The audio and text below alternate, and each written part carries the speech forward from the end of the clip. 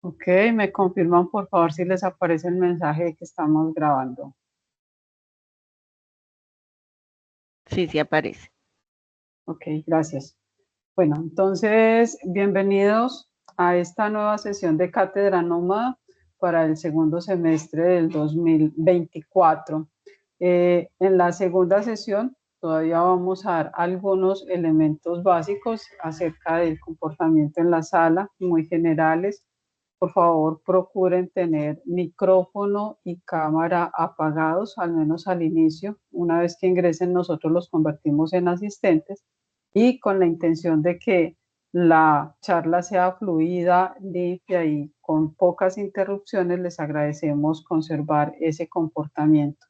De igual forma, en las siguientes charlas solamente se admiten a las personas que al momento del ingreso registren al menos un nombre y un apellido. Esto es con la intención de facilitar la gestión de las listas de conexión o mal llamadas asistencias que normalmente nos solicitan en todas las instituciones. Entonces, pues si solamente tienen el nombre, se dificulta saber a cuál institución pertenece. Vamos a dar paso entonces en este momento, procederé a presentar a nuestra ponente de la tarde de hoy. Viene desde México, se conecta desde México la doctora y amiga Karina Mariela Figueroa Mora. Ella ya nos ha acompañado en otras ocasiones. Hoy nos acompaña con una charla que se denomina IA en las finanzas. La doctora Karina es doctora en ciencias de la computación por la Universidad de Chile. Es ingeniera electricista y maestra en ingeniería eléctrica, opción sistemas computacionales por la Facultad de Ingeniería Eléctrica de la Universidad Michoacana de San Nicolás de Hidalgo. También es profesora e investigadora de la Facultad de Ciencias Físico-Matemáticas, miembro del Sistema Nacional de Investigadores, especialista en recuperación de información y desarrollo de software educativo. Actualmente Karina es editora en jefe de la revista de divulgación Computer Sapiens, de temas, disculpen que aquí se me está atravesando un texto, de temas relacionados con inteligencia artificial y es reconocida por CONACYT. También es colaboradora con la empresa Amphora Health, ciencia de datos en bases de datos médicas, y además es líder del cuerpo académico Estructuras de Datos y Análisis de Algoritmos. Karina, nuevamente bienvenida y te agradecemos por acompañarnos en este espacio. A partir de este momento el auditorio es tuyo, los jóvenes harán las preguntas a través del chat y al finalizar pues procederemos a leerte las preguntas. Muchas gracias. El placer es todo mío y bueno, pues muchas gracias por considerarme e invitarme nuevamente. Yo les voy a platicar esta vez un tema muy interesante que es la inteligencia artificial en las finanzas. Este, mm, este es un trabajo que he hecho con dos de mis estudiantes, entonces les voy a platicar como en dos ámbitos en lo que hemos estado trabajando. Uno de ellos es microfraudes en tarjeta de crédito, que es con el que voy a empezar, y otro es optimización de un portafolio de inversión.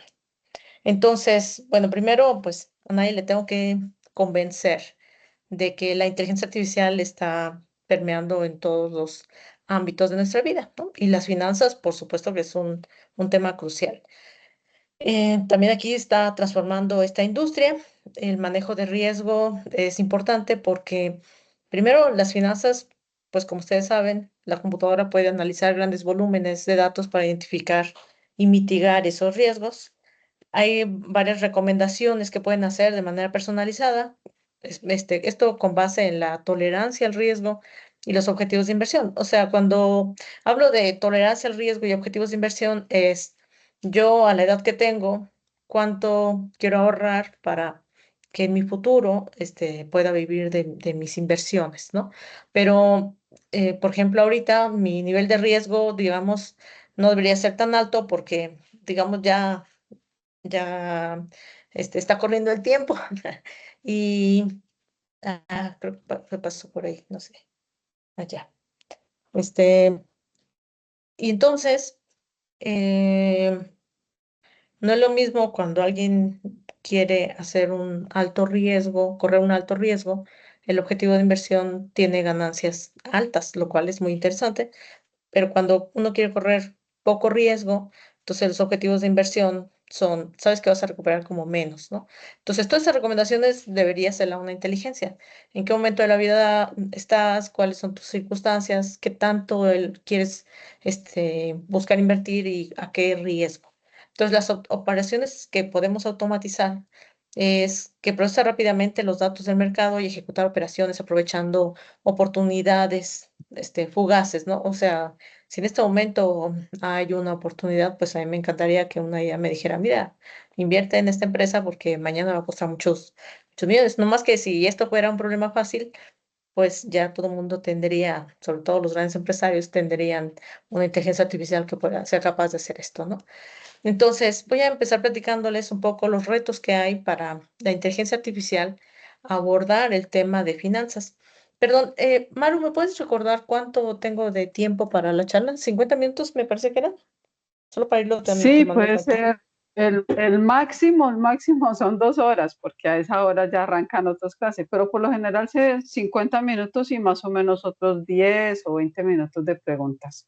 Ya, perfecto, gracias. Entonces voy a empezar Gracias. platicando de que es muy interesante, el tema de microfraudes en tarjetas de crédito. Y bueno, esta es un trabajo de licenciatura. Mi estudiante se llama Jaime Alberto Quiñones Beltrán, ahorita ya está graduado. Y bueno, fue asesorado con un profesor que trabaja en una universidad en la República Checa, que se llama Juan Pablo Maldonado. Entonces, pues todos sabemos que ahorita nuestros métodos de pago pues han evolucionado después del trueque, pero siempre ha habido una manera de intercambiar una acción de valor por un valor monetario. Sin embargo, esta evolución pues ha traído vulnerabilidades que las explotan pues algunos villanos para cometer estos fraudes. Por ejemplo, no sé si en Colombia pasa mucho, pero en México, después de la pandemia, vino una ola de fraudes a tarjetas de crédito altísimas y de 120%, y es uno de los países que tiene más fraudes con tarjetas de crédito. Entonces, en estos fraudes, pues uno puede detectar, si haces una operación, puede ser que si es de varios millones de pesos para ustedes, pues eso se nota en tu estado de cuenta. Entonces, cuando tú ves una cifra grande, dices, no, esto seguro es un fraude. Y entonces llamas, reportas y el banco es el que se encarga de decir, ah, sí, sí es un fraude, te regreso tu dinero y la transacción la deshago, ¿no? Hay que llamar en cierto tiempo y hacer operaciones. Es bien importante que los jóvenes, sobre todo que están en esta charla, aprendan sobre el mercado financiero porque lo van a ocupar, créanme. Entonces, una de las cosas que platicamos con mi estudiante es que las pérdidas por fraudes con tarjeta ascendieron a 34.000 millones de pesos en el 2022. Fíjense que esto es después como de la pandemia. Y existen grandes desafíos, porque para poder hacer algo por el problema necesitamos datos, pero resulta que esos datos no son públicos. Entonces, les decía, si veo una tarjeta de crédito con un cargo muy alto, no es el estándar que yo pueda realizar, digamos que si mi estándar son, no sé, $10, generalmente no hago pagos de más grandes de $10 y de repente aparece un fraude, una operación de $100, hay algunos bancos que incluso te llaman, aquí en México al menos, te llaman y te dicen, oye, detectamos una operación inusual, es tuya, y ya uno puede decir sí o no. Pero si no, esto es muy fácil detectarlo cuando ves tu estado de cuenta y dices, a ver, yo nunca me gasté $100, entonces lo puedes detectar. Pero hay una preocupación más grande, que es los microfraudes, que de eso es de lo que se trata este tema. En los microfraudes, si yo me gasto $10 en promedio, cada vez que voy a hacer una operación, pues un microfraude podría ser que me cobren $5, ¿no? Y generalmente con notificaciones o con el nombre de una empresa dedicada al cine o una tienda de conveniencia donde podría comprar leche y cosas por el estilo. Entonces, si yo veo mi estado de cuenta, pues todos los cargos están más pequeños que 10 pesos, que $10. Por eso es que son microfraudes, porque son fraudes más chiquititos, pero millón de personas, esos $5 ya no serían $5, ya representarían 5 millones de dólares, lo cual es altísimo. Entonces, estos microfraudes, aunque, insisto, no sé si en Colombia se utilice, pero en México son muy populares. Entonces, sí, hay que revisar y hay que llevar un estado de cuenta este, ordenado, ¿no? Entonces, en este trabajo, lo que queríamos era detectar esos microfraudes que también se llaman carding, ¿no? Que es cuando estas transacciones parecen normales, pero efectivamente no las son. Entonces, nos pusimos a trabajar con mi estudiante y bueno, vimos que el, una rama de la inteligencia artificial es el aprendizaje automático. En particular, es un área que se dedica a buscar patrones en los datos. Entonces, en este caso tenemos el problema que es detectar fraudes pequeños y el otro son las herramientas que pueden ser versión logística, salvar decisión, o sea, algún tipo de aprendizaje automático. Y lo que queremos es que ese aprendizaje detecte ciertos patrones en los datos. Y los datos, generalmente cuando uno logra obtener datos, los tienes que dividir en tres cosas, en el entrenamiento, en la validación y en la prueba. Entrenamiento es lo que le dice al modelo de inteligencia artificial. Aprende, saca estadísticas y ve el comportamiento de estos datos. El de validación es para estar jugando en ese momento. Y la prueba es cuando ya se lo quieres vender a un cliente y le dices, mira, mi modelo lo hace muy bien al 90%, ¿no? Esa característica o ese valor tiene que estar reflejado con datos que no sabes. O sea, es como cuando hacemos un examen para nuestros estudiantes. Si les preguntamos exactamente lo mismo que en clase, pues es muy fácil el examen. Entonces, ¿qué hacemos? Pues buscamos preguntas que no hayamos hecho en clase para poderlos evaluar. Aquí en los modelos de aprendizaje automático ocurre lo mismo.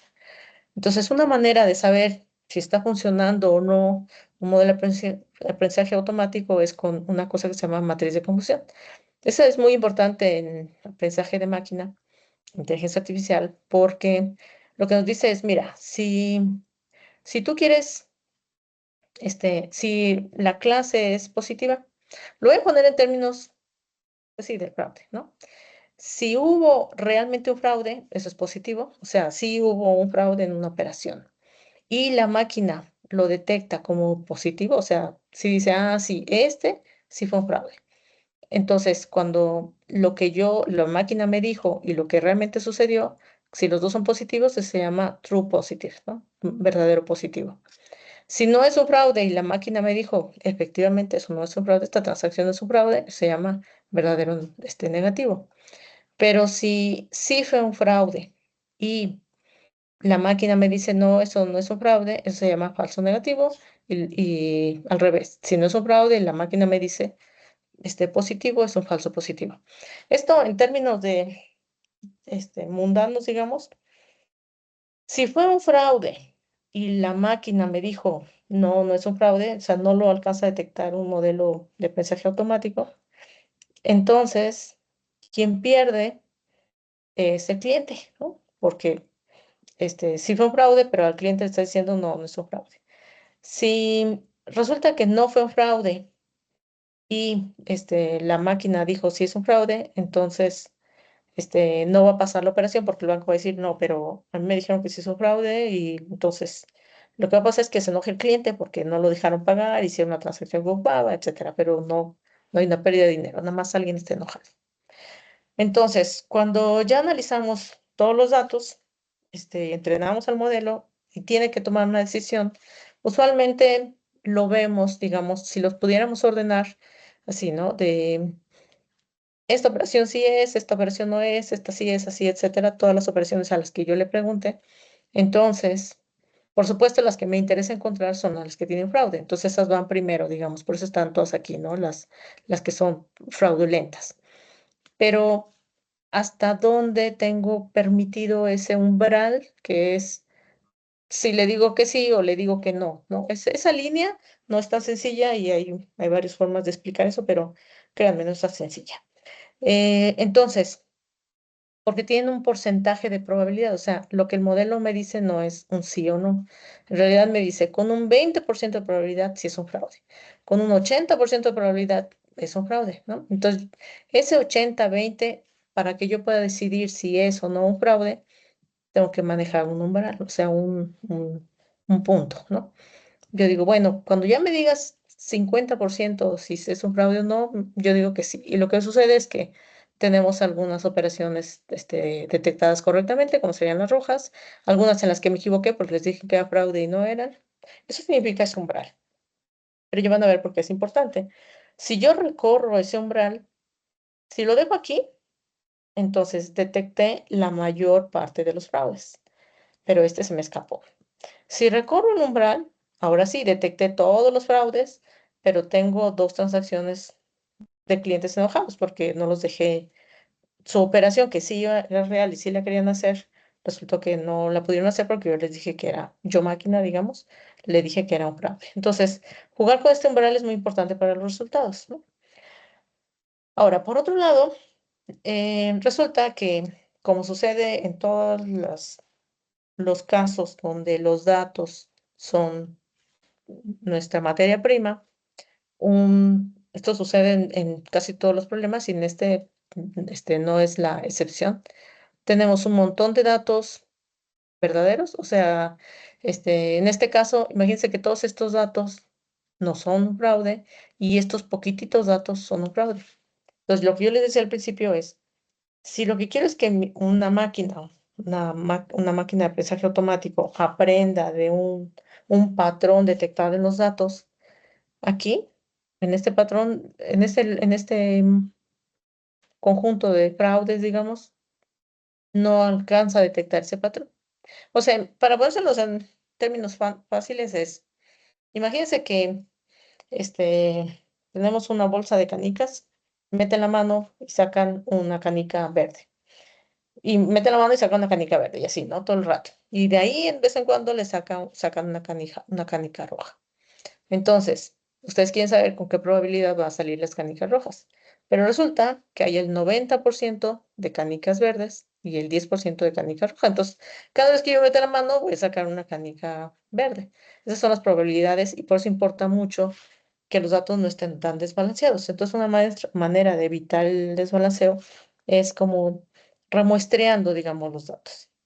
Y entonces, nos pusimos a revisar qué había del estado del arte. Hay varios artículos, encontramos varios journals, donde lo que usaban son cosas bastante comunes, ¿no? Random forest, regresión logística, máquina de soporte vectorial, etcétera. Y por supuesto que para resolver un problema de mensaje automático necesitamos datos. Entonces nos pusimos a buscar bases de datos donde estén reportadas microfraudes. Encontramos solo una base de datos que tiene 284.000 transacciones. Es de septiembre del 2013.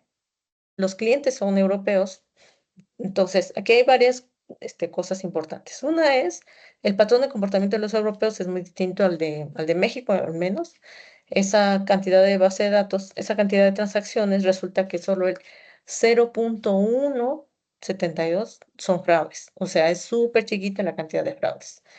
Pero como si eso no fuera el mayor de los, digamos, de los problemas de esa base de datos, resulta que cuando tienes un conjunto de datos puedes hacerle transformaciones. Por ejemplo, un PCA, así se llama esa transformación, que es como que agarras tus datos y los haces que sí o sí quepan en una coordenada cartesianas, ¿no? En un plano cartesiano. Eso es una transformación que es muy interesante. Pero si a ti te dan unos números transformados, y no te dicen cuáles son las columnas y no te dan mucha información, en realidad no hay mucho que hacer con esa base de datos. Entonces nos pusimos a buscar base de datos por todos lados de microfraudes y resulta que estaba en chino encontrarlas. Entonces encontramos un libro que decía la guía práctica para la detección de fraudes en tarjetas bancarias y tratamos de ver qué hacían. Lo que se nos ocurrió fue, si vamos con un banco y le decimos que nos dé datos de transacciones de tarjetas, microfraudes en tarjetas de crédito, pues nos van a decir, sí, cómo no, ahorita, ¿no? Espérame tantito, ahorita te los doy. Eso no va a suceder. Entonces, ya buscamos por todos lados y no hay datos así. Entonces, este colega con el que hicimos la tesis, Juan Pablo, él se ha trabajado en bancos y tenía una muy buena estimación de cómo se hacían datos sintéticos. Entonces, con mi estudiante lo que generamos fue datos sintéticos para replicar el problema y entonces poderlo analizar. Esto es, de verdad, es un tema porque, como les decía, esta base de datos es desde el 2013. Y al principio, cuando empecé la charla, les decía que en México se dispararon los datos de microfraudes a partir de la pandemia, que estamos hablando del 2020. Entonces, el comportamiento del 2013, por supuesto que no se ha reflejado a cómo están los datos ahora. Entonces, para poder hacer estos datos sintéticos, lo que generamos fueron 3.000 clientes con perfiles únicos de gasto y una tabla de transacciones simuladas a 300 días. Las características que le pusimos a cada operación es este cliente, uno de los 300, cuánto es el monto promedio, cuál es la distribución uniforme de sus gastos, la desviación estándar que utiliza, las transacciones por día, etcétera, como toda esa información que un banco sí podría tener de sus clientes. O sea, por supuesto que el banco sabe cuánto gano, cuánto gasto en monto promedio, cuál es mi desviación estándar en mis operaciones, mi distribución, etcétera. Estas cosas, todas estas operaciones, estos datos son fáciles de calcular para alguien que tiene los datos, en este caso un banco.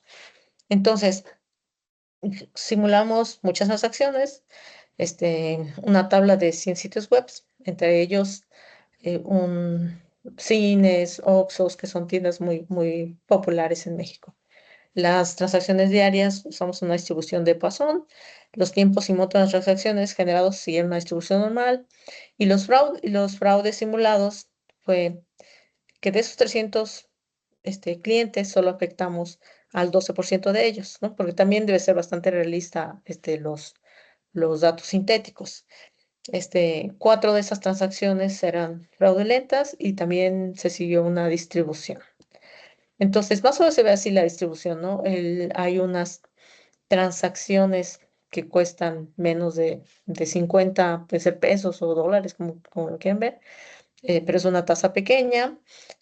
Más o menos siguió una distribución que en los montos muy grandes, pues no sucede tan seguido en las transacciones. Y también en qué momentos del día había ese tipo de transacciones, ¿no? ¿En qué momento del día me refiero a, hay más transacciones a mediodía que en la noche, ¿no? Para un cliente normal. Y bueno, una de las cosas que primero generamos fue esta distribución, entonces fíjense que el 99.94% de las clases decía que no había un fraude y solo el 0.06% de la transacción decía que sí había fraude. Entonces aquí pasaron cosas muy interesantes con este contexto. Esto es importante. El 99.94% no hay fraudes y solo el 0.6% hay fraude.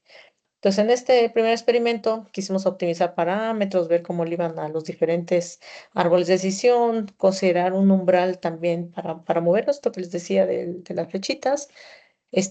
Evaluamos también los árboles de decisión, probamos un montón de cosas, que si la profundidad, varias configuraciones que le hicimos, ¿no? Cuántos días, etcétera.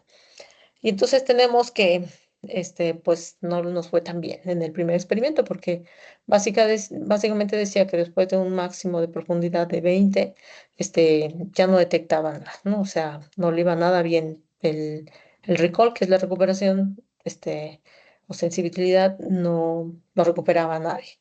En el segundo experimento, movimos un poco el umbral, probamos el mitigar el desbalanceo de las clases con esto que les explicaba del submuestreo. Entonces ahí se empezaron a comportar mejor los datos. Tenemos algunos datos. Cuando entrenamos nos decía si los encuentras, pero a la hora de correrlos sobre los datos de prueba, los de validación en realidad, nos decía no encuentro a nadie, ¿no? Y entonces, pues ya casi para tirar la toalla, lo que hicimos fue buscar a balancear, pero también nos dimos cuenta que en la base de datos esta pública que les digo que no sirve de mucho, la cantidad de fraudes que tenían era del 0.17. A nosotros se nos ocurrió subir esta tasa de transacciones y empezamos a notar que tenía un mucho mejor desempeño un algoritmo que se llama Rondo Forest, que en realidad son metodologías muy conocidas, ¿no? Entonces aquí empezamos a tener mejores resultados y ya en el cuarto experimento donde subimos nuestro conjunto de datos y además usamos otras cosas como cross validation, etcétera, logramos obtener mejores tasas de exhaustividad, que es la recuperación de los datos. Entonces aquí nuestras curvas se ven mucho mejor porque ya tenemos una mejor este, precisión, ¿no? Es decir, como cerca del 80% de los datos ya los se puede recuperar. O sea, nos fue muy bien aumentar la cantidad de fraudes en los que estábamos buscando, que además, insisto, el primer experimento era bastante sacrificado de nuestra parte, reducirlos todavía más, ¿no? Entonces, básicamente, es, los microfraudes son un problema global y que además tiene impactos significativos. La detección, por supuesto, que se ve obstaculizada por la falta de datos públicos, lo cual es entendible, ¿no? O sea, imagínense que cualquiera va al banco y pide datos, pues, ¿qué seguridad tienen ellos, no? Sin embargo, es un problema que está en el mundo creciendo cada vez y no sé cómo sea en Colombia, pero acá hay que revisar con mucha lupa cada uno de los gastos que hacemos en nuestras tarjetas de crédito, ¿no? Los métodos de aprendizaje automático, a pesar de que los que yo les enseñaba son bastante conocidos en el medio, demostraron ser muy efectivos para resolver este problema. Del otro problema que les quiero platicar, que sea un poco, es de la optimización de un portafolio de inversión. Aquí usamos un algoritmo que se llama entropía cruzada, que ya les voy a platicar cómo es. Esta fue una tesis del año pasado de un estudiante, se llama Oscar Fernández Durán, y también fue coasesorada con este profesor Juan Pablo Maldonado. Entonces, resulta que, te lo recomiendo, por cierto, a los jóvenes que nos están escuchando, que empiecen a pensar en inversiones, ¿no? Vale la pena hacerlo porque ahorita tienen, aunque sean 10 pesos, vayan buscando cómo invertirlos, ¿no? Entonces, una manera de invertirlos es usando, por ejemplo, la bolsa de valores. Hay algunos simuladores donde ustedes pueden probar qué tan buen ojo, lo voy a decir así, qué tan buen ojo tienen para apostarle a un determinado eh, balanceo. O sea, denme un segundo.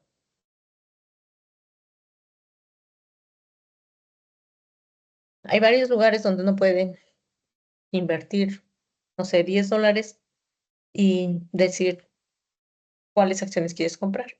Créanme que si algo tienen que saber cuando salgan de la carrera, son dos cosas. Una es cómo invertir y la otra es cómo les va a cobrar su sistema de Hacienda, ¿no? Sus reglas de Hacienda, porque de eso depende cuánto van a ganar en su primer trabajo, en serio. Entonces, cuando uno invierte en la bolsa, por ejemplo, o en las acciones, se llama un activo financiero, que es básicamente un contrato. Y la mayoría de esas veces es intransferible, no se espera que te estés haciendo de ellos tan pronto, y lo que quiero es que genere ingresos.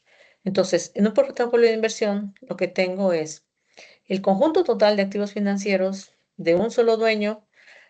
Eso es mi portafolio de inversión. Entonces, si yo tengo $10 y invierto $1 en una empresa, por ejemplo, Apple, otros $5 en otra empresa, Uber, otros $3 en la empresa AstraZeneca, ¿no? Entonces, puedo diversificar mis $10 en distintas este, empresas, acciones.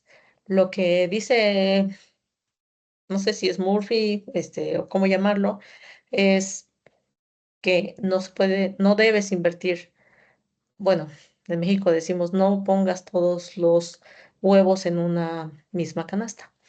Entonces, existen tres fases para invertir. Uno es escoger los activos a invertir. Para eso tienes que hacer un análisis. Optimizar el portafolio encontrando el balance entre las acciones de manera que maximices las ganancias y reduzcas el riesgo, ¿no? O sea, yo quiero invertir, ganar mucho y casi no perder. Y entonces, la tercera fase de eso es tomar buenas decisiones, es decir, cuándo debo comprar, cuánto debo comprar y cuándo tengo que vender, ¿no?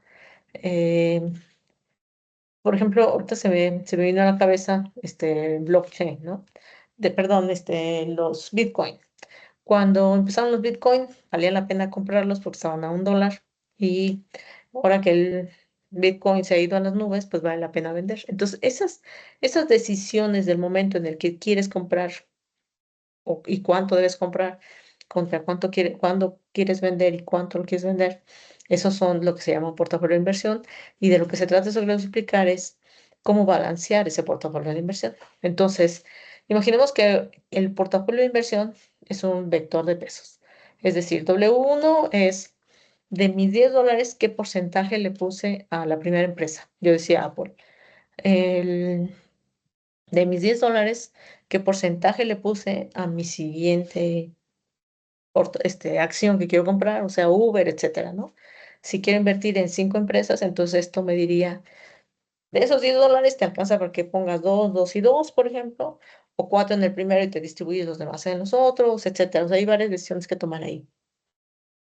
Ahora, algo que debemos saber es que en un portafolio, en una inversión, hay algo que se llama retornos simples, que es básicamente un porcentaje en un tiempo de cuánto ganas. O sea, el retorno simple en el tiempo T es igual.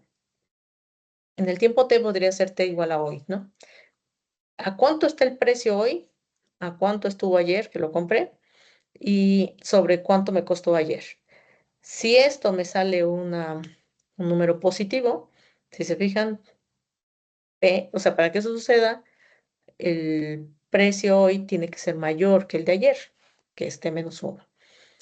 Quiere decir que el retorno gane, ¿no? Pero si resulta que ayer compré a 10 y hoy vale 5, entonces este valor va a ser negativo, es decir, perdí. Entonces, básicamente eso quiere decir estas ecuaciones, ¿eh? El retorno simple es cuánto gané a diferencia de ayer.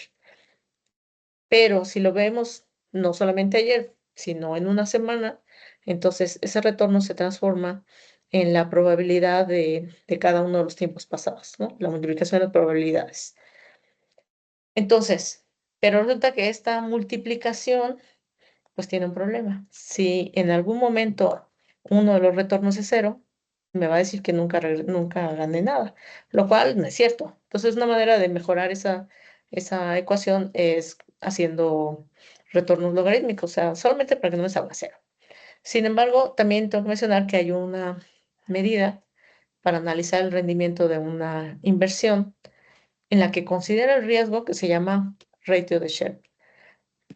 Esto es la rentabilidad del fondo menos la tasa de interés de un activo sin riesgo entre la volatilidad, ¿no? Volatilidad. O sea, la volatilidad tiene que ver con muchas cosas, incluso hasta si llueve o no llueve, ¿no? Si se cae el precio del petróleo, las decisiones políticas, hay un montón de cosas que influyen, cuando hacemos inversiones.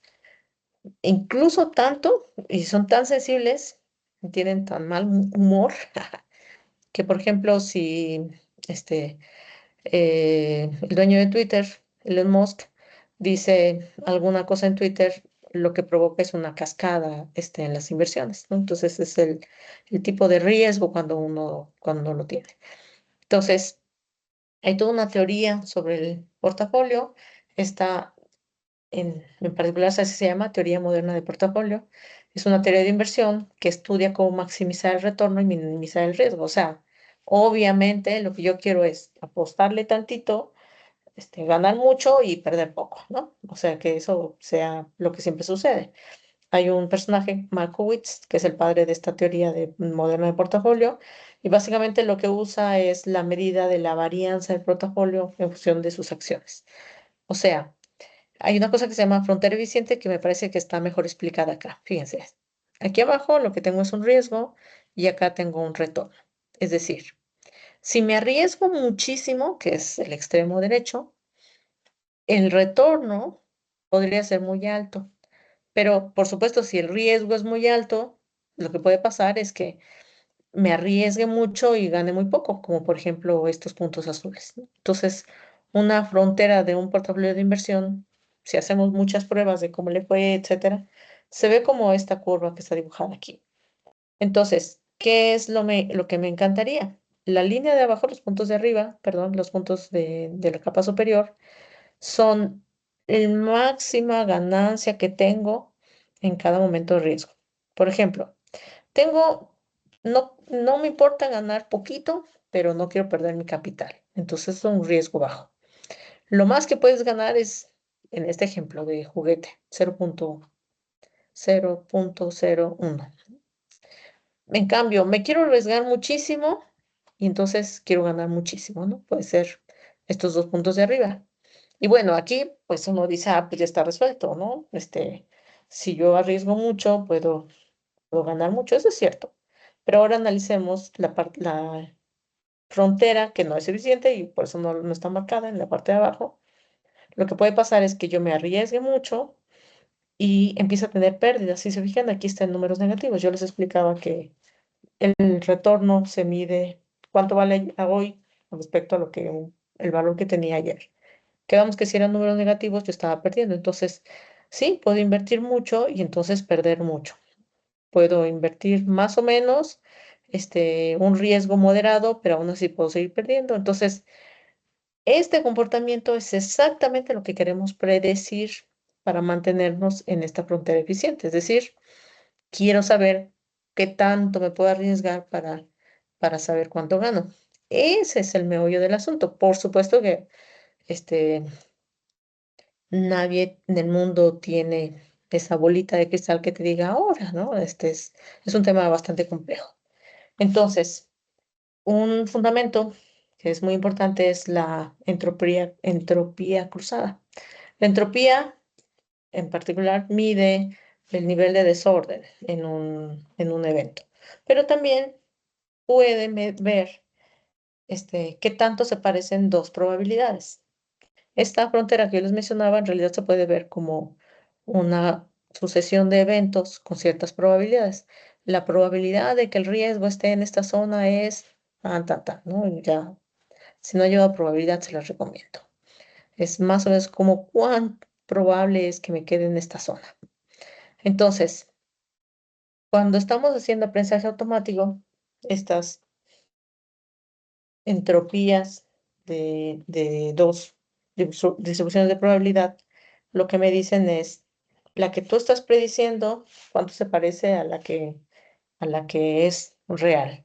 Si están muy disparatados, ¿se acuerdan eso que les explicaba del umbral y que si me muevo más para acá y me muevo más para allá, eso hace que si le atinas a todos, entonces tus curvas de distribución son muy parecidas, ¿no? Si son muy parecidas, no hay asombro y entonces la entropía es cero. Si tus curvas son así completamente distintas, la entropía es muy alta. Eso es básicamente lo que mide.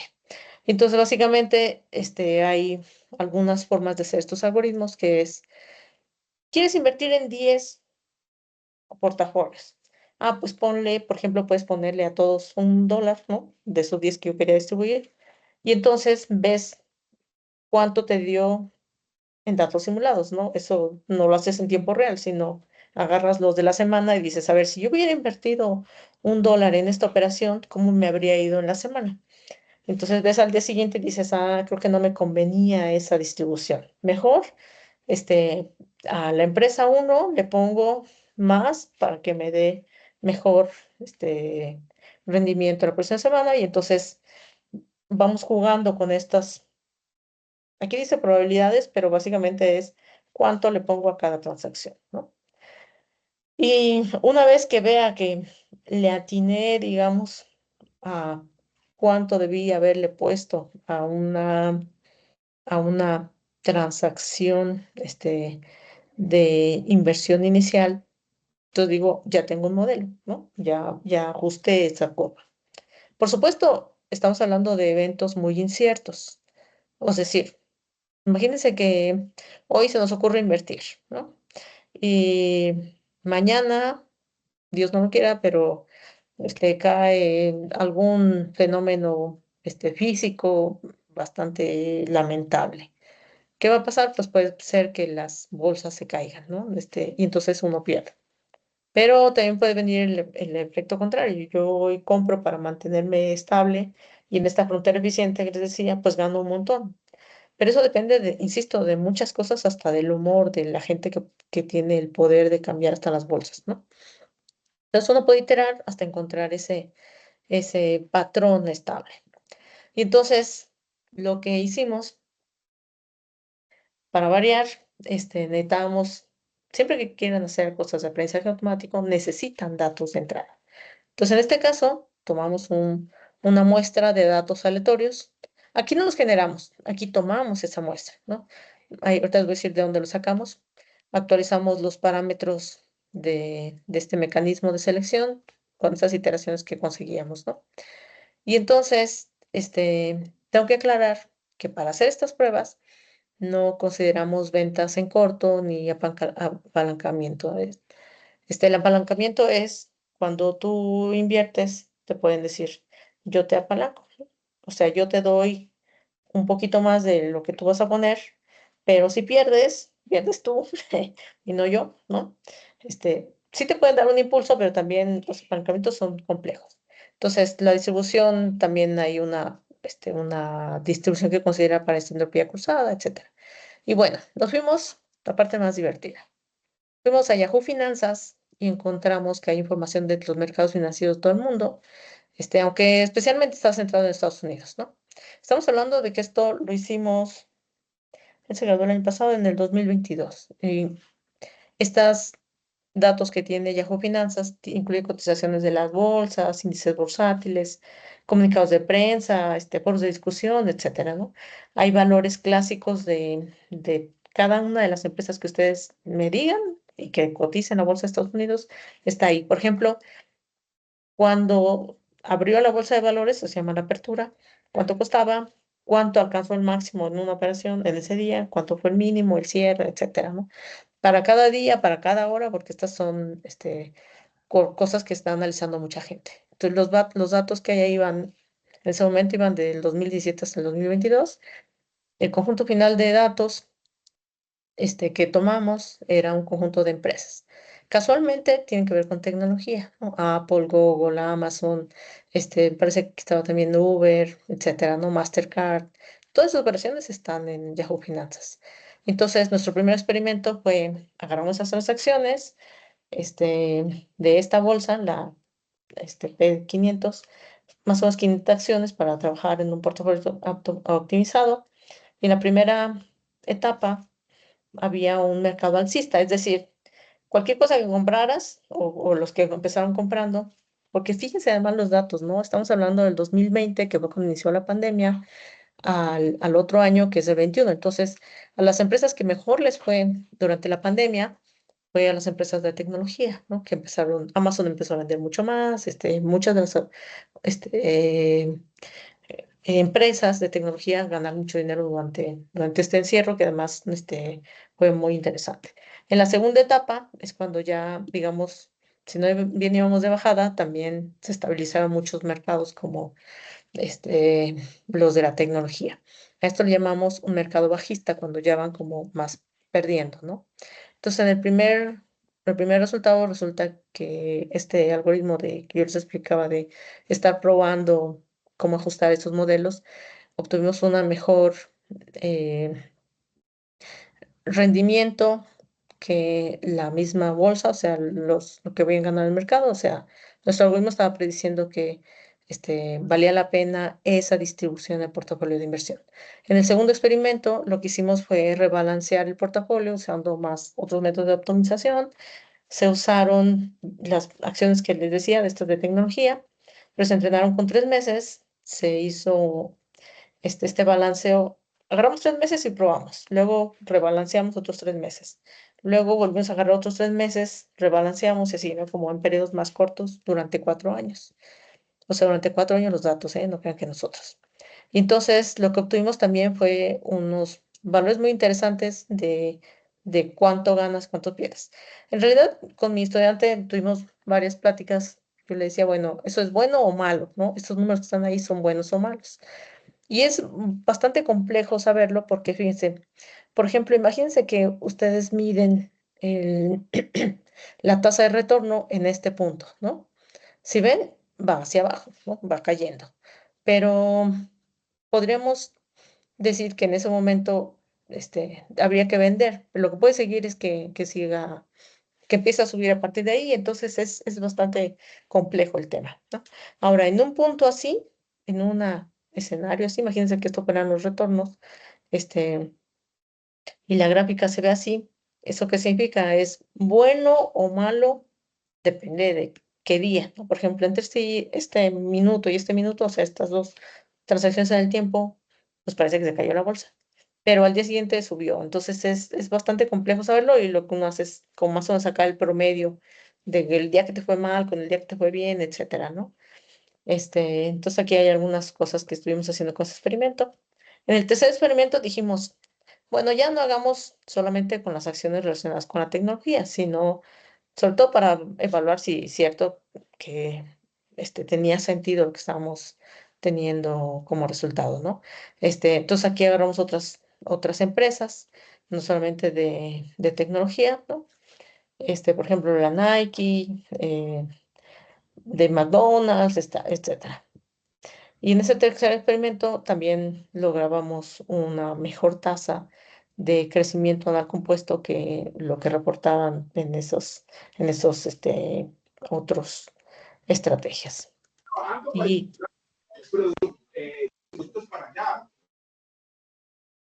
creo que no era a mí. El cuarto Perdón, no, experimento, ya, ya. gracias. Pensé que me iban a hacer una pregunta. Entonces, para evitar esta fuerte tendencia a la alta, se decidió trabajar con periodos más cortos, en lugar de cada 3 meses, sino cada 14 días. Y entonces sacamos un vector de balanceo del portafolio, el retorno por día, y esto va a hacerlo durante 4 años, ¿no? Entonces, un montón de datos, cómo te organizas para sacar esa información, ese patrón en ellos, que si cada 3 meses, cada mes, o sea, el problema es bastante divertido y bastante serio, ¿no? En ese también tenemos una tasa de crecimiento anual compuesto, una tasa anual promedio, mejor que lo que hace este indicador, ¿no? Eh, y bueno, en este punto lo que quería mostrar es cómo se ve el método de maximizar por radio de check, que es el método de maximizar por la entropía cruzada, y en considerando solo la mínima varianza entre los datos. Entonces, todos estos algoritmos son la toma de decisión que le sugieres o que tomas en consideración para hacer el balanceo del portafolio. O sea, ustedes tienen que tomar una decisión todos los días. ¿Qué hacen? Pues ven cómo les fue ayer y dicen, creo que esta lleva 2 días mal, entonces vendo, ¿no? Pero hacer eso tiene sus implicaciones. Aquí, pues se ve muy bonita que solo va subiendo, pero hay unas empresas que van de picada. Entonces, uno lo que dice es, solo quiero ver cuánto gané ayer y cómo me fue hoy. Eso puede tomar decisiones apresuradas. Uno puede decir, a ver, de lo que ha ocurrido en el tiempo en los últimos 15 días, toma en cuenta qué tanto ha variado. O sea, si unos datos están así, ¿no? Muy sube y baja, eso es mucha varianza, entonces tal vez me convenga más no estar arriesgándome mucho porque los saltos son muy altos hacia arriba, sino me convenga más tener una varianza como mínima. Aquí no se alcanza a apreciar, pero lo que tengo en el eje, en realidad son el retorno, cuánto es lo que había ganado de ese crecimiento.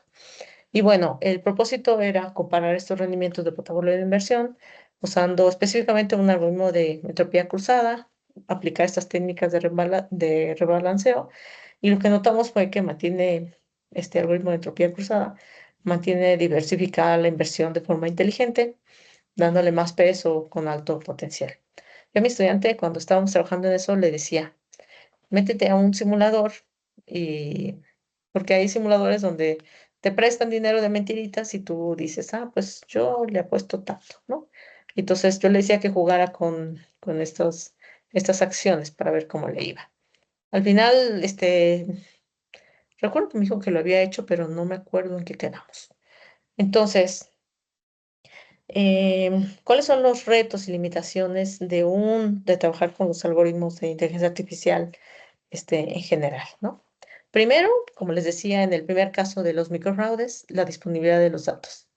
Por supuesto que es crucial tener los datos confiables y que de verdad modelen la realidad, porque si no, entonces tenemos, pues quién sabe qué estamos buscando, ¿no? También algo que importa mucho en el mundo ahorita se llama, ya tiene hasta todo un nombre que es inteligencia artificial explicable. Es decir, cómo interpretamos los modelos,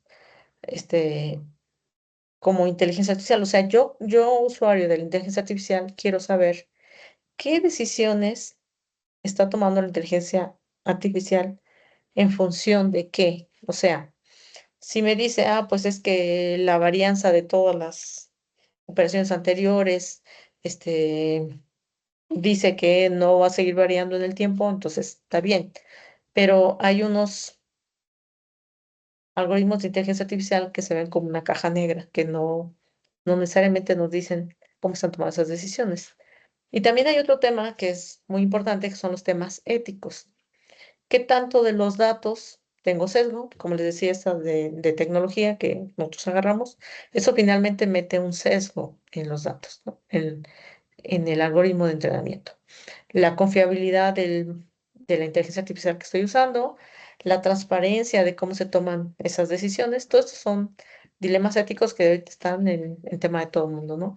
También las regulaciones que existen, o sea, la inteligencia artificial debe apegarse a los requerimientos y estándares en las sociedades, ¿no? Es decir, la inteligencia artificial no debería pasar por alto algunas cosas que preocupan en algunas empresas que no tienen cuidado con el medio ambiente, por ejemplo. Entonces, si una empresa no tiene cuidado con el medio ambiente, pues no es ético que te inviertan mucho, vas a tener mucho dinero, pero a cambio del planeta, ¿no? Entonces estas regulaciones deberían tomarse en cuenta en la inteligencia artificial, lo cual no es trivial. Esos son los retos que existen. Bueno, les dejo mis datos de contacto. Por ahí viene mi correo electrónico por si alguien quiere que platiquemos al respecto. Muchas gracias.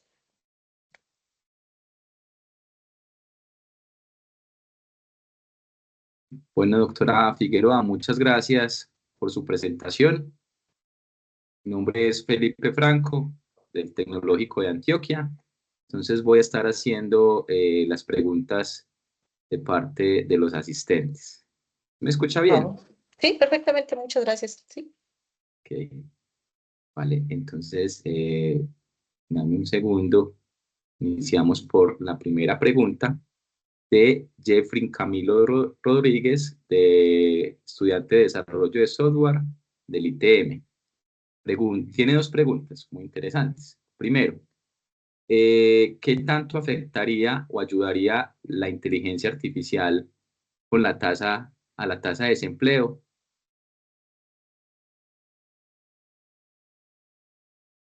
Con la tasa de desempleo.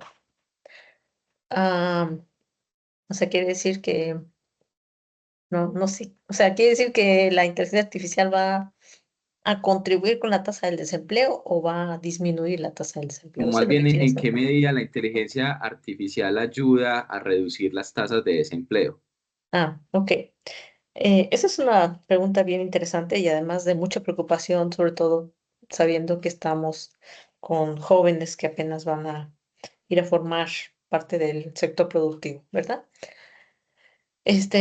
Mira, la, por un lado, la inteligencia artificial va a suplir muchas tareas, que eso no es novedad, ¿no? Pero también es cierto que se están viendo cada vez nuevas formas de hacer negocios o empresas o empresas. Ahorita con este boom que tiene la inteligencia artificial, han salido cosas bien divertidas, sobre todo en el ámbito de educación, por ejemplo, como hacer tutores inteligentes, hacer que los herramientas que le permitan a un joven aprender más. Entonces, ¿cómo va a contribuir a la tasa, a reducir la tasa de desempleo? Si estamos pensando en que la tasa de desempleo es todos aquellos que no tienen trabajo, entonces, para que reduzcan, necesitamos que haya más gente trabajando. Entonces, una es estos desarrollos. Si lo que estamos pensando es que tengo datos de lo que genera la tasa de desempleo, es decir, decisiones gubernamentales, decisiones en el mundo, etcétera. Entonces, ahí necesitaríamos ver los datos para saber si una inteligencia artificial podría ser capaz de predecir el comportamiento, pero eso es un sueño guajiro, ¿eh? En realidad no va a existir una inteligencia artificial que te diga, mira, si en el mundo, no sé, deja de llover, entonces va a suceder esto el próximo año. Eso es por lo que no alcanzo a entender la pregunta y me disculpo por eso. No, está bien, profe. Eh, También nos pregunta, y es como a modo de consejo, y es si cómo invertir o hacer una inversión si no tengo experiencia financiera, ¿por dónde debería empezar? Eh, Fíjate que yo tengo algunos pininos en inversiones, sobre todo después de que nos pusimos a estudiar con mi estudiante. ¿Por dónde debería empezar? Hay varios grupos en las redes sociales donde te dan consejos. Hay mercados con un riesgo muy bajo. En México se llaman CETES, que son el, los fondos de inversión del gobierno. Entonces, Seguro Colombia tiene sus fondos de inversión del gobierno. Entonces, ¿cómo es la inversión? Tú le prestas al gobierno y el gobierno usa ese dinero para hacer cosas y te da una tasa de rendimiento estable. Eso es bastante seguro, ¿no? Pero dentro de estos modelos hay ciertas bonos, acciones, tienen distintos nombres donde tú puedes invertir. Entonces, si mi recomendación, y perdón que les dé un consejo que no me han pedido, pero ojalá me lo hubieran dado hace muchos años, es guarden un porcentaje de lo que podrían recibir cada mes. Aun cuando sus papás les den dinero para cada semana, guarden un porcentaje. Pueden hacer el 5%, que puede ser que hoy el 5% pues sea poquito, ¿no? Digamos $3 a la semana, pero al final del mes ya tienen 12 y en 10 meses ya tienen 120. Entonces, cuando uno puede ser disciplinado de los ingresos que recibes, guardar un porcentaje, ya tienes un monto para invertir. Por supuesto que uno no quiere invertir y perder su dinero, entonces mi recomendación es que pongas un porcentaje pequeño de tu inversión en un fondo de riesgo alto, por eso vamos a poner el pequeño, y otro porcentaje más alto, en fondos más estables con bajo riesgo. Entonces, de esa manera compensas, ¿no? A este le puse mucho, pero me va a dar poquito, y a este le puse poquito, pero me puede dar mucho. Entonces, más o menos el promedio de los dos debería darte un rendimiento más o menos estable. Entonces, la pregunta es, ¿cuánto le pongo a uno y cuánto le pongo a otro, ¿no? Pensando que son dos, pero pueden ser 10. Entonces, yo cuando tengo que tomar esa decisión, lo que pienso es, si se va a perder ¿no? Me pongo en el escenario del peor caso, si se va a perder ¿cuánto no me dolería perder? ¿No? Y si es $1, bueno, entonces le invierto $1 nada más. Tengo así, he hecho como algunos pininos, luego me consume mi trabajo y regreso y digo, esta ya ganó, entonces la vendo, ¿no? Cosas por el estilo, pero hay muchos grupos en las redes sociales donde la gente pregunta, tengo tanto, ¿dónde me conviene invertir? ¿Si en tal punto o en tal empresa? Y entonces eh, es una carrera, ¿saben? O sea, no es dedicarle 2 minutos cada mes, sino si uno se quiere echar un clavado, conozco gente que vive, o sea, solamente vive de los rendimientos que está obteniendo, pero sí, si van a empezar en el tema, les recomiendo meterse a grupos de las redes sociales donde hablan de ese tema. Les recomendaría, si no tienen muchas ganas, digamos, de arriesgar su capital en los fondos de inversión del gobierno, esos son bastante estables. Muy bien. Qué buen consejo. Muchas gracias, doctora. Hello, me No dicen. sé si de pronto en esta área, bueno, yo uso mucho R para programar y hacer mis análisis de datos. Y tenemos un blog que se llama R Bloggers. Es un blog donde hay foros y se habla todo pues, alrededor de eso. GitHub también tiene sus foros y sus blogs. Entonces no sé si de pronto hay un blog así como para financieros pues y para inversiones donde se den este tipo de consejos, se ponga qué es lo que está en vanguardia, en qué se debe invertir y cosas así. ¿Se tiene algo similar? Sí, pero fíjate que lo tengo he seguido algunos, incluso youtuberos para transacciones en México, ¿no? Entonces, de repente no tengo el contexto de Colombia porque, insisto, es bastante complejo el tema. Pero en México, por ejemplo, hay unos bancos que empezaron a estar en línea. Hay uno que se llama Nu, hay otro que se llama Clar, etcétera, que están dando altos rendimientos, y hay muchos más. Pero entonces hay que, sí, meterse a ver algunos youtubers que hacen eso, donde te dicen si vale la pena o no invertir, aunque en mi opinión, hay que tomarlo con reserva, ¿no? No solamente lo que diga uno, sino un poco estudiar del tema. Yo lo que he seguido son algunas redes sociales en Facebook sobre todo hay varios grupos donde te dicen cómo invertir o cuánto invertir o te dan algunas recomendaciones como lo dices de tu grupo de blog, ¿no? De R donde hay ese tipo de recomendaciones. Siempre hay gente que tiene muchas ganas de compartir su conocimiento y te da buenos consejos, ¿eh? Ok, muy bien, muchas gracias. Bueno, pregunta, permítame un momento por acá. Juan David Montes Londoño, estudiante en desarrollo de software del ITM. ¿Podríamos crear un algoritmo para que, según los movimientos del mercado, haga las operaciones automáticamente? Sí, sí, sí, sí existe y de hecho, hay algunas páginas donde puedes hacer ese tipo de inversiones y son páginas, este, extranjeras, ¿no? ¿Cómo se llama esta? Ahorita te digo cómo se llama. Mm, entonces, eh, se me fue. Se me fue.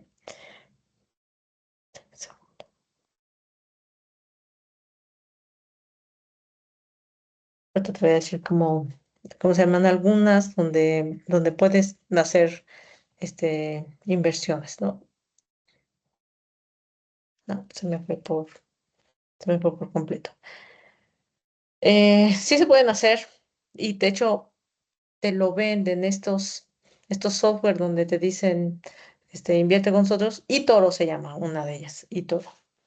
En esta te dice, quieres automatizar este balanceo, pero hay que conocer los algoritmos detrás de eso, ¿no? Si es bastante impredecible, la bolsa, las inversiones.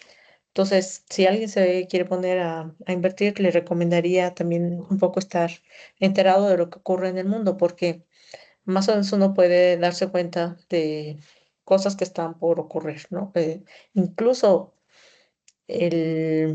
algunas decisiones gubernamentales pueden influir para que las bolsas puedan tener caídas o no. Entonces, no solamente los algoritmos, porque ellos están alimentados con datos de cómo ha ido la operación en el tiempo, ¿no? Ayer estuvo a tanto, antier estuvo a tanto, etcétera, pero el meterle fenómenos sociales, el meterle estos puntos críticos sobre noticias del mundo es complicadísimo. Por eso es difícil el problema, porque la bolsa y en general todas las fuentes de inversión no solo dependen de la operación de ayer, sino dependen de si hubo un terremoto o no, de si alguien se amaneció de buenas y puso un tweet que no debía, de decisiones que de repente un país toma, o sea, todas esas cosas influyen y son fenómenos que van ocurriendo en el día a día y que de ninguna manera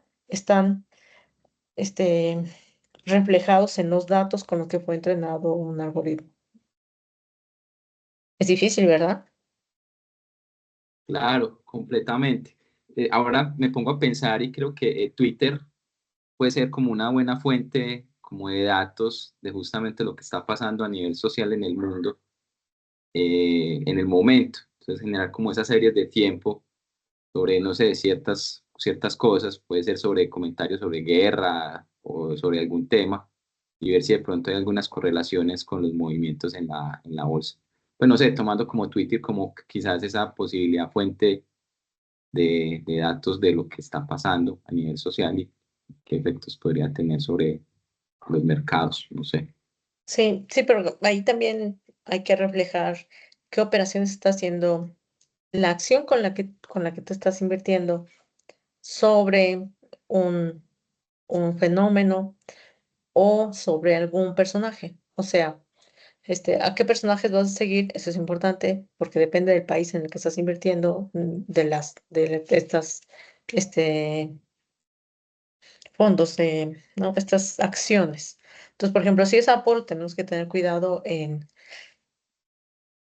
cómo se está comportando Estados Unidos, incluso cómo se van desarrollando las votaciones en Estados Unidos, que ahorita ayer acaban de eh, ya oficialmente poner a los dos candidatos que va a haber. Eso es una decisión importante del mercado. En México hay algunos temas políticos ahorita medio candentes y está haciendo que se caigan las bolsas. Entonces, todo eso es como un poco de sentido común para quien se pone a analizarlo. No, no es para nada trivial reflejarlo en ninguna inteligencia artificial, por muy robusta que sea o por muy grande que sea, ¿no?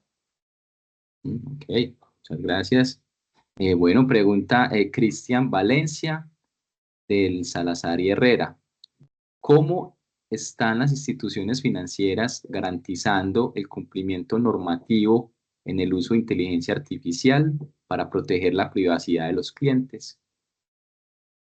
Esa es una pregunta muy compleja, muy compleja. De hecho, todo, todo lo que tiene que ver con ética y regulaciones es ahorita un tema que se está discutiendo en muchos lados, ¿no? La IA responsable se llama. Entonces hay personas que están exponiendo las preocupaciones reales, una de las regulaciones, otros son las cosas éticas que nuestros estudiantes tienen que aprender porque ellos son los generadores de estas inteligencias artificiales. Entonces, ¿cómo se está involucrando el mundo?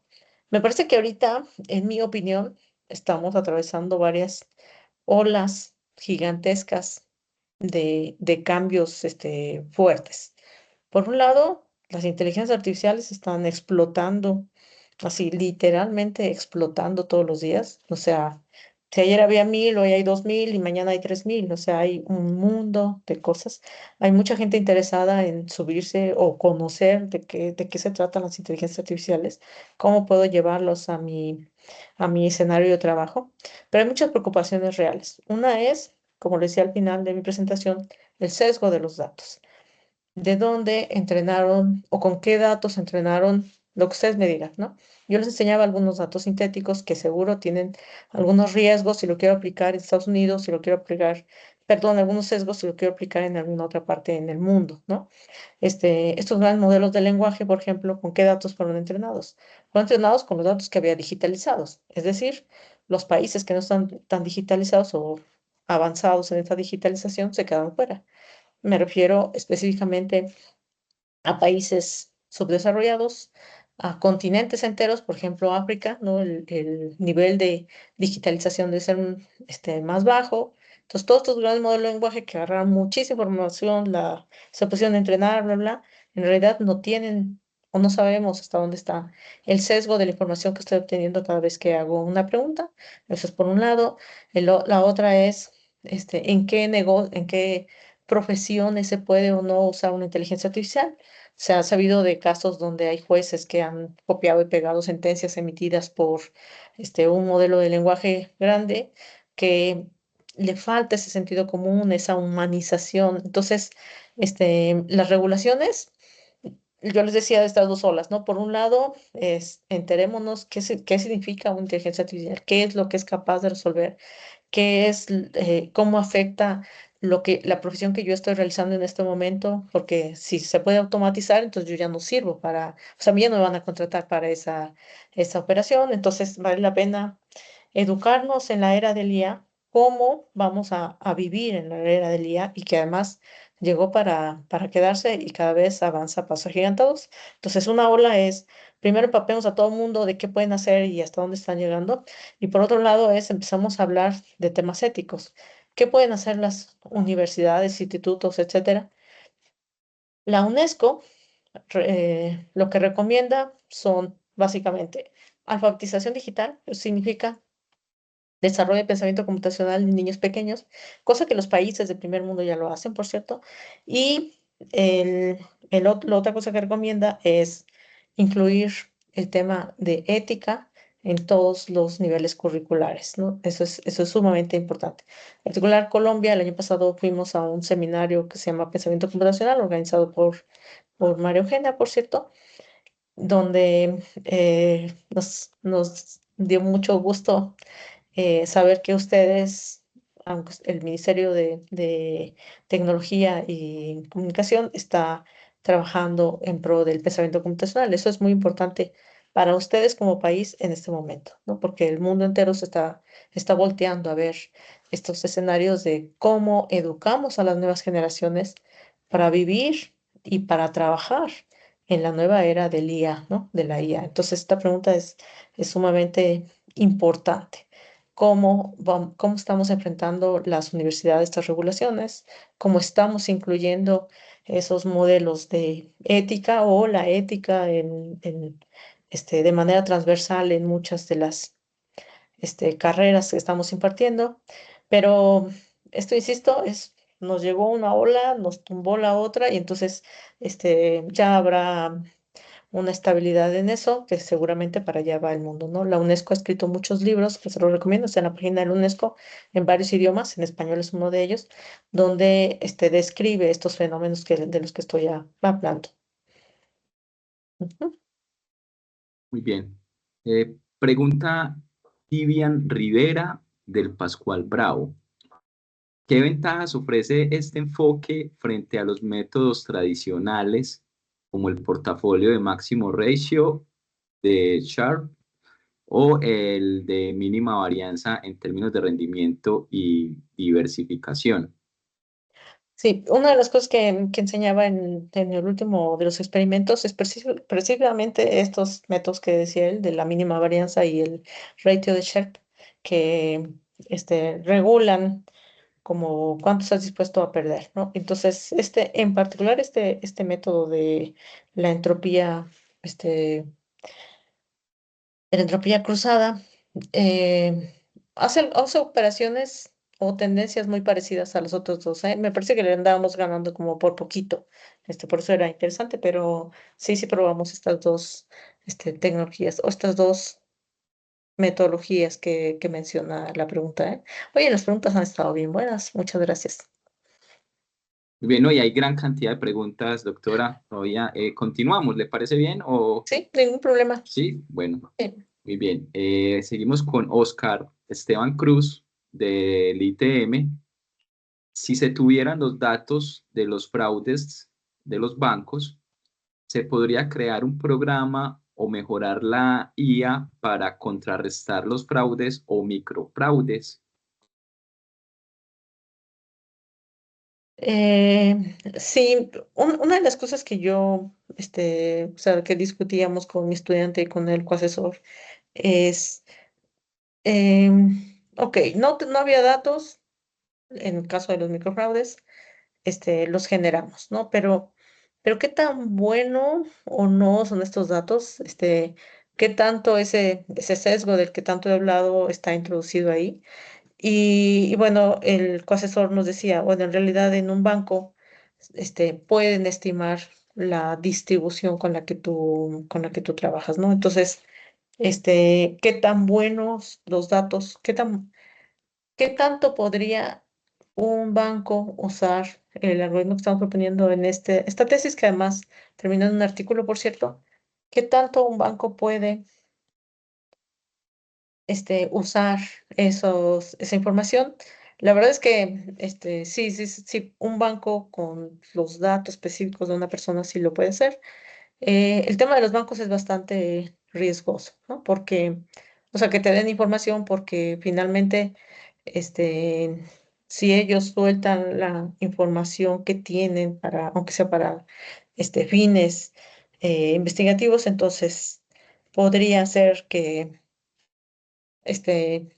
ahora hagamos ingeniería reversa, ¿no? Porque, digamos, los malos o los que quieren cometer un fraude, digan, ah, pues ellos lo único que pueden detectar es tal cosa y entonces nos cambien el código, ¿no? Pero definitivamente los datos son necesarios en el mundo y yo creo que varios de los que están aquí, si han estudiado un poco de ciencia de datos, de aprendizaje de máquina, etcétera, pues se dan cuenta que hay algunos sitios donde uno encuentra bases de datos, ¿no? El Kaggle es uno de ellos, y encuentras cosas de imágenes, cosas de modelos de lenguaje, de todo tipo.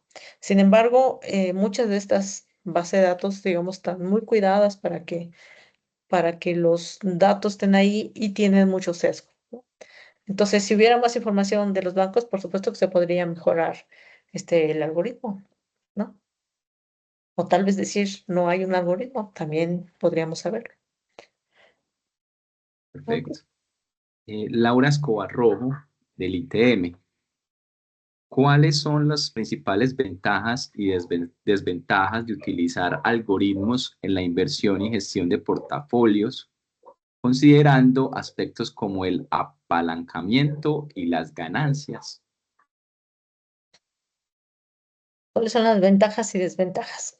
¿O por qué no lo usamos? Supongo que eso quiere decir, eh, o sea, eso quiere preguntar. Mira, el tema del apalancamiento es bien, bien, interesante, ¿no? Eh, cuando nosotros decidimos sacarlo del estudio, es porque tenemos que estar jugando con la inversión, ¿no? Eh, entonces, cuando tú decides bajar un monto de una acción en la que invertiste, pues es tu dinero y entonces haces la operación, no sé cómo decirlo, o sea, haces la operación, ¿no? Yo digo, si tenía invertido $10, voy a sacar 9 y dejo invertido uno. Pero cuando hay un tema de apalancamiento, eso no es tan fácil porque es como un crédito el que te dan en el apalancamiento. Entonces, solo tengo 10, pero quiero invertir 20. Entonces, tú préstame otros 10 para que pueda invertir 20. Pero entonces, a la hora de retirar ese dinero de la inversión, tengo 20, pero no son 20. En realidad 10 es mi dinero y 10 es el apalancamiento. ¿Me explico? Entonces, si yo digo, te conviene vender esta acción, lo que recuperas, o sea, si dices, te conviene disminuir cuánto tienes invertido, ya no podría nada más sacarle 9, porque entonces estaría bien chido, ¿no? Me dejo al portafolio trabajando con el apalancamiento, porque tengo $1 todavía. ¿Sí ves? Entonces, no es tan simple calcular cuánto de rendimiento tiene realmente, por eso es que no lo consideramos este modelo, pero seguramente habrá algún modelo que sí lo pueda considerar, ¿no?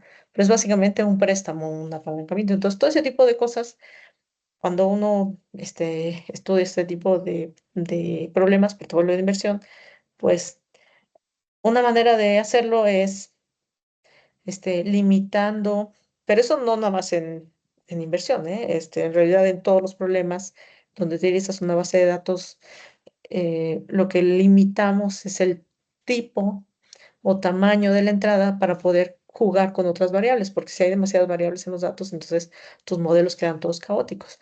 Por ejemplo, cuando se hace análisis de huellas digitales, pues si te van a analizar solo la mano, solo te toman, de hecho, cuando uno pone el pulgar en un lector de huella digital, solo entra el pulgar y entonces solo capturan la imagen de este punto, no te capturan toda la mano y entonces un montón de variables que son más difíciles de predecir y te estorban en los datos. Entonces, una manera de simplificar el problema es limitando el tamaño del problema para poder entrenar los modelos. Y ya que entrenan los modelos, ahora puedes ampliar el tamaño del problema para mejorar los modelos. Eso es otra posibilidad. Nosotros no lo hicimos, pero es otra posibilidad, ¿no?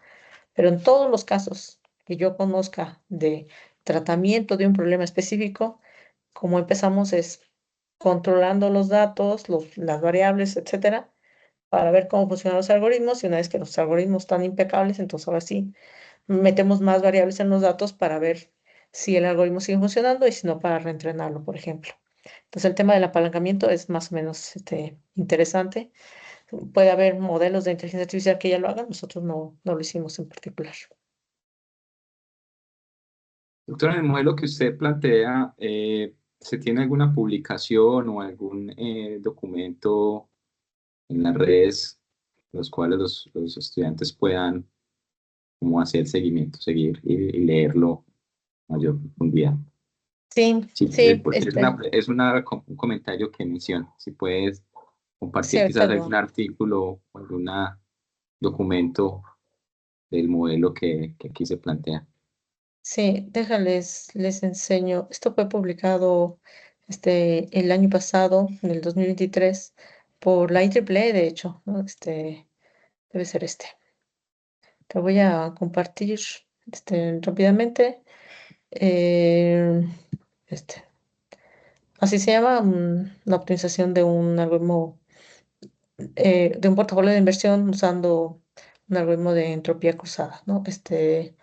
Me parece que aquí estaba pero si lo googlean, es exactamente el título, y si lo googlean pueden llegar a esto en la IEEE, y si no, les pediría que me manden un correo y vemos cómo les puedo compartir, aunque sea la versión previa que está publicada. Ujú. Perfecto, muchas gracias, doctora. Listo. También nos pregunta Yesenia Nisperusa del Tecnológico de Antioquia. ¿Cómo puede la inteligencia artificial influir en las políticas monetarias y en la regulación económica de un país? ¿Cómo puede la inteligencia artificial, este, me lo puedes repetir, por favor? ¿Cómo puede la inteligencia artificial influir en las políticas monetarias y en la regulación económica de un país? Órale, esta pregunta está muy difícil. Eh, Qué interesante. Muy bien tu pregunta, ¿eh? Muy interesante. En realidad, lo que se me viene a la cabeza es, ¿qué puede hacer la inteligencia artificial que no pueda hacer yo humano, digamos, ¿no? O sea, sí lo puedo hacer, pero me tardaría más tiempo.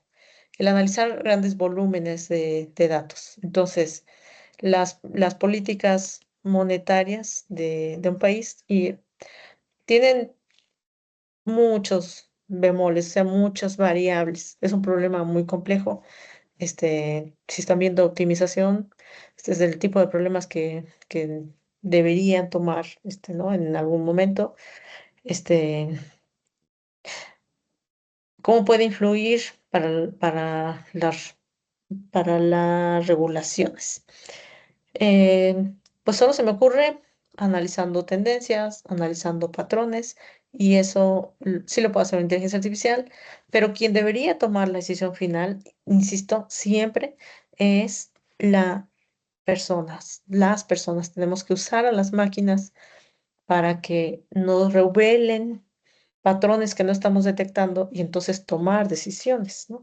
He visto algunos memes recientemente donde nosotros los humanos estamos frente a una computadora y estamos pensando, ¿realmente está pensando?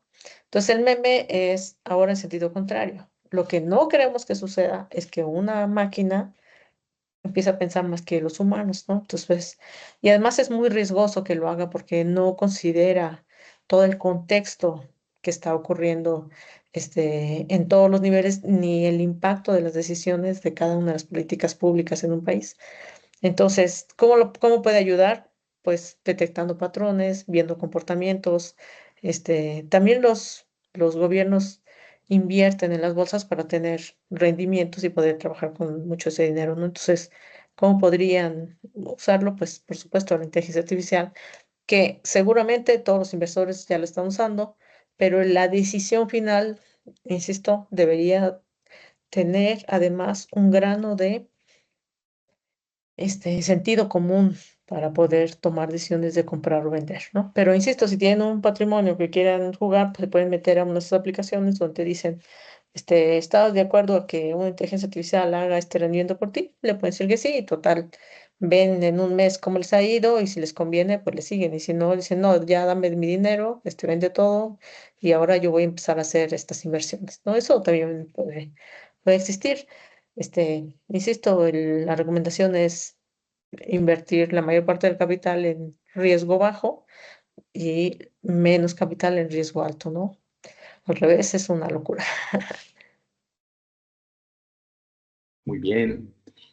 Aquí hay una pregunta de Harold Rivera. Dice, mi pregunta es referente a la ciencia de datos.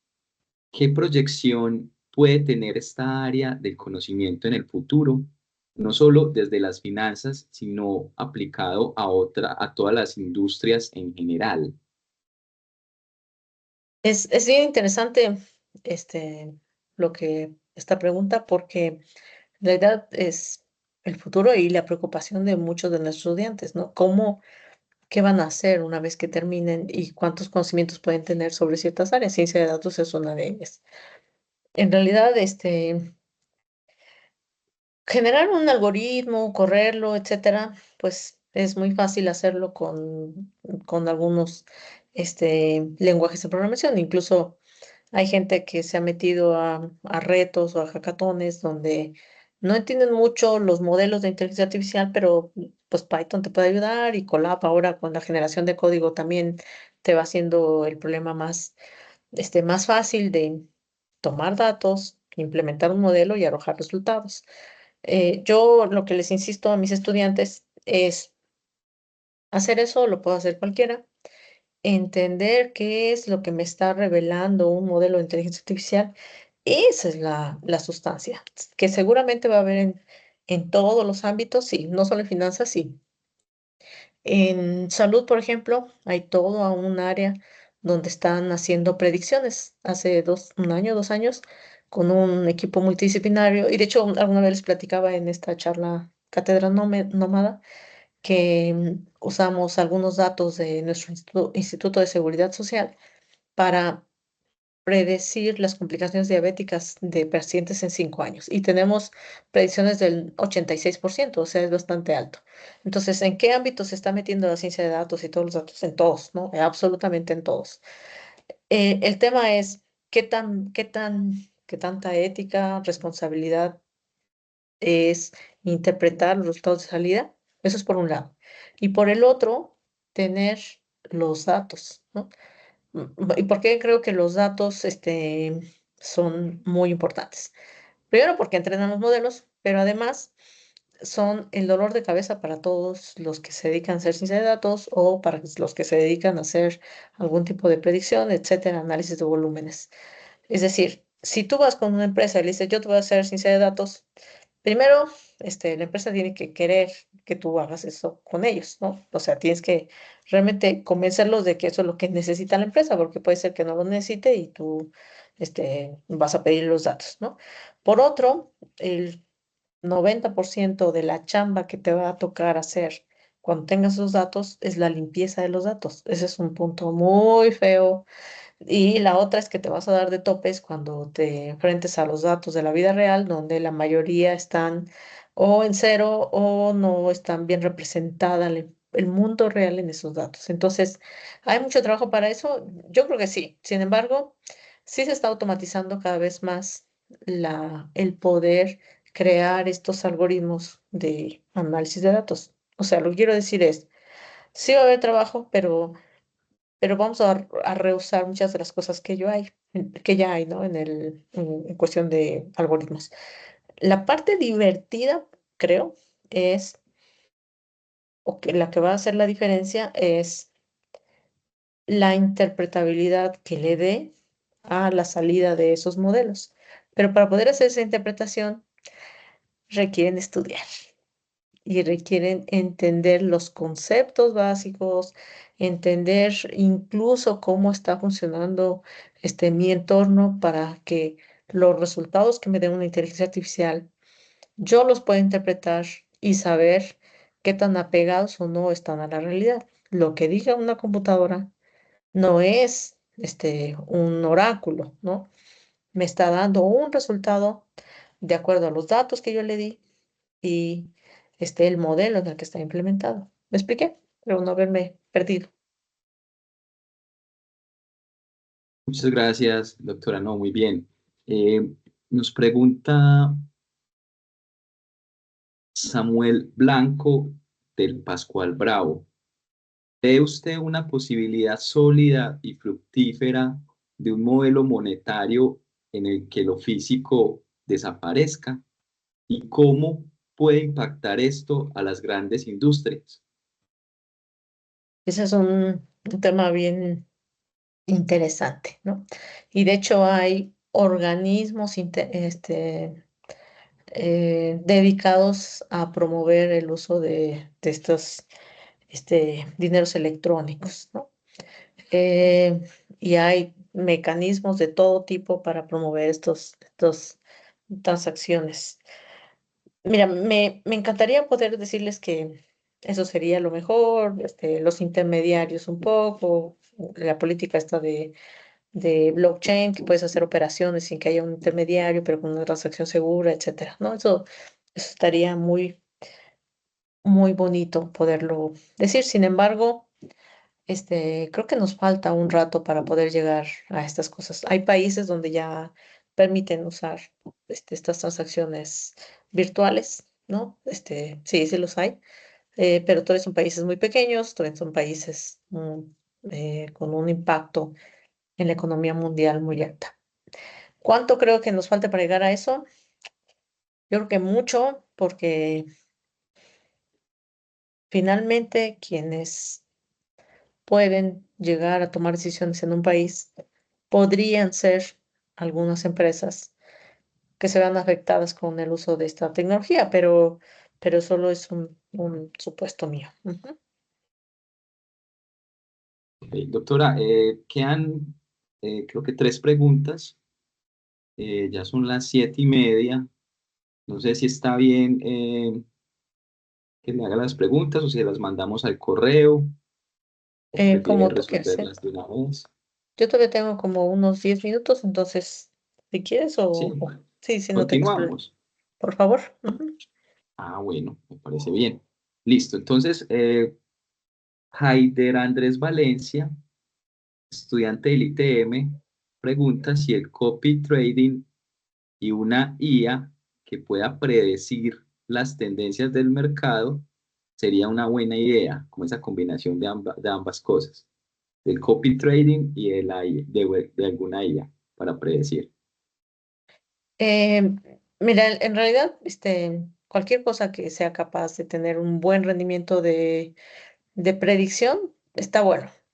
El asunto es específicamente en un mercado de transacciones, la predicción es una utopía, o sea, no es posible realizar ese tipo de predicciones. Entonces, si logramos tener algo que se acerque a esas predicciones, es un boom, ¿no? Y es oro molido.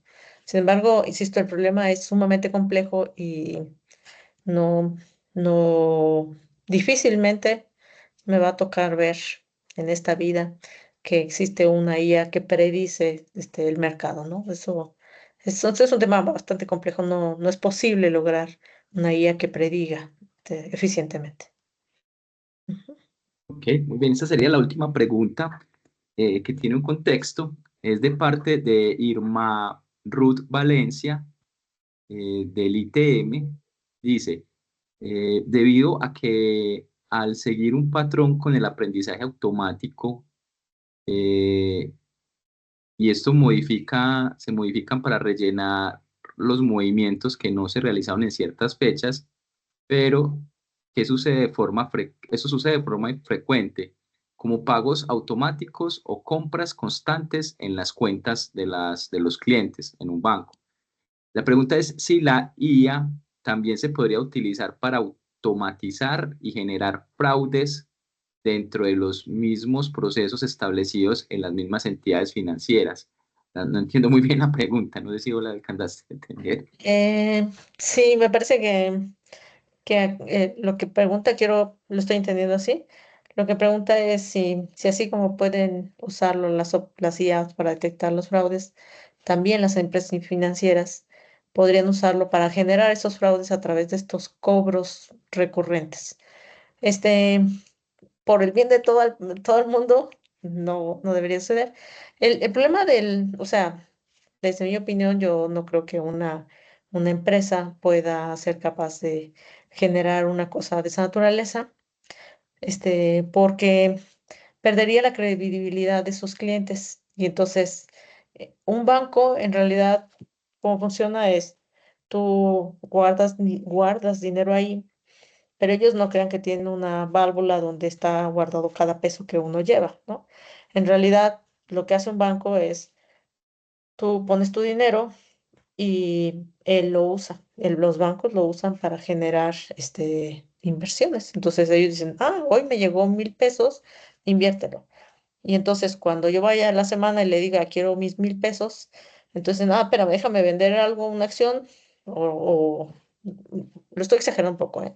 Déjame venderla, la vendo, te recupero tu dinero, te lo doy y ya te vas, ¿no? Entonces, todo ese lapso en el que estuvo guardado mi dinero, no crean que el banco no ganó, el banco ganó haciendo inversiones. Pero entonces, si una empresa empieza a perder esa credibilidad, lo que va a suceder es que lleguemos todos los clientes al mismo tiempo a querer sacar nuestro dinero. Eso ha hecho ese tipo de rumores incluso en acciones, que lo mismo les podría suceder a cualquier banco. En Estados Unidos hay un caso de un banco que les sucedió.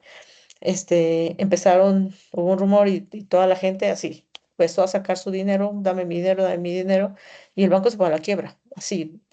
Entonces, el nivel de confiabilidad de un banco debería ser muy alto porque lo que está en riesgo es que la gente quiera tener su dinero ahí y tranquilamente puedes llegar, sacarlo y entonces tirar a la empresa que quieras, si vas y le sacas todos sacamos todo nuestro dinero al mismo tiempo, ¿no?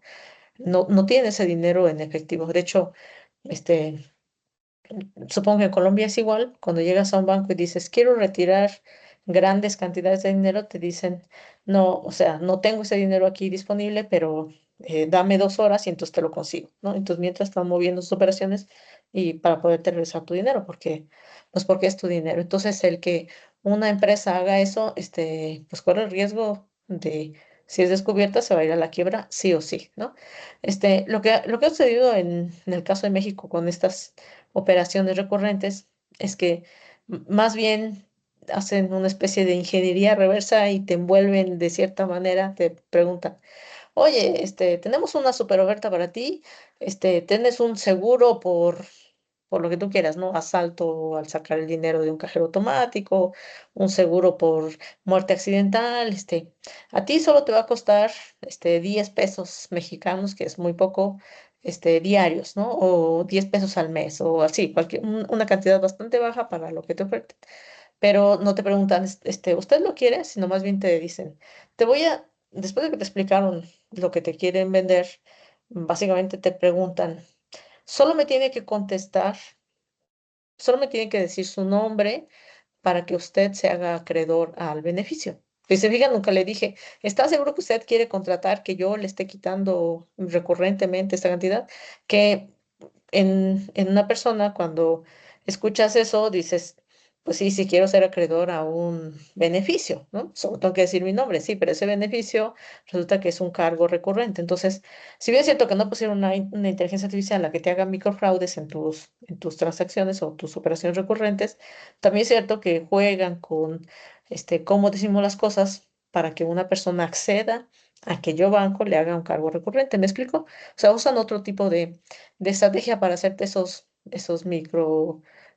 microcargos a cambio de algún tipo de seguro, ¿no? De 1,000 cosas de los que te llaman.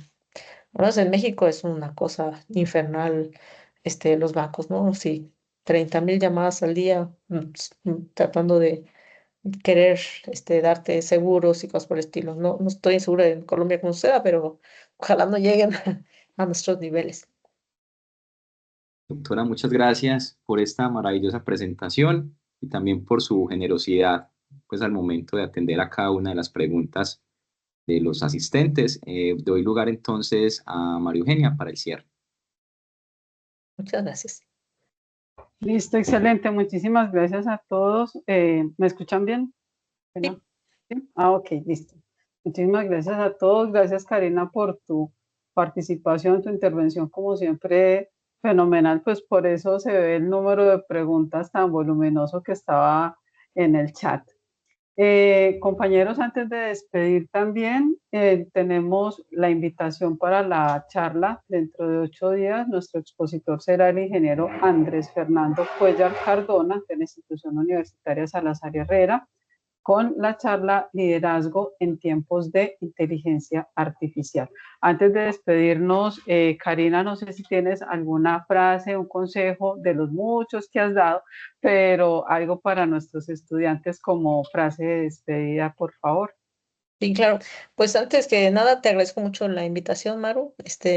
Y de verdad estoy muy gratamente impresionada con las preguntas y la calidad de las preguntas. Se los agradezco mucho. Eso es muy importante para un ponente que nuestros estudiantes se animen, ¿no?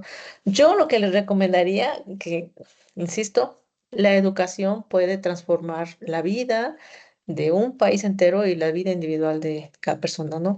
Ahorita que estamos ante retos muy interesantes como ChatGPT, estos modelos de lenguaje que pueden simular como que hago una tarea, yo creo que están en un proceso de formación muy importante en su vida en este momento.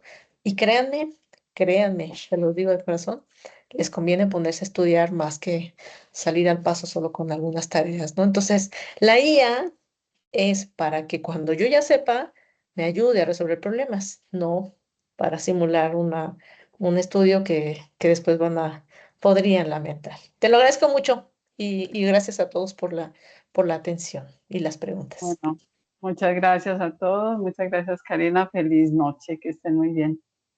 Gracias, feliz noche.